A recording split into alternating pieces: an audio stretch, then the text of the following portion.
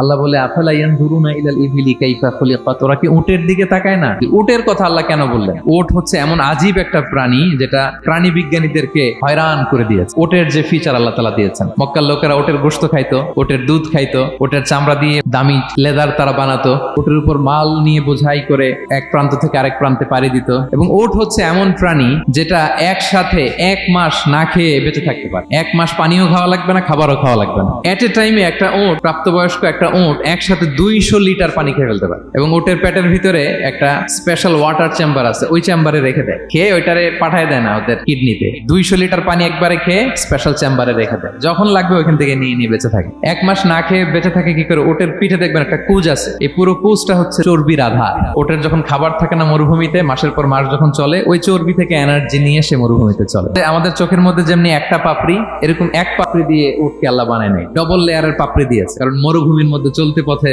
লু হাওয়া থাকবে, মরুভূমির সাইমুম, বালুর ঝড়, এই ঝড় মোকাবেলার জন্য, লু হাওয়া মোকাবেলার জন্য ডবল লেয়ারের চোখের পর্দা। একটা পর্দা ফেলে রাখে, আর একটা খুলে সে হাঁটতে থাকে, তার কিছুই হয় না। সুবহানাল্লাহ। এবং মরুভূমির মধ্যে যে ক্যাকটাস আছে, গুলমলতা, বড় বড় কাঁটা জাতীয় গাছ, যেই কাঁটা পৃথিবীর কোনো প্রাণী খেতে পারবে না, কিন্তু একটা উট অনায়াসে খেয়ে ফেলতে পারে।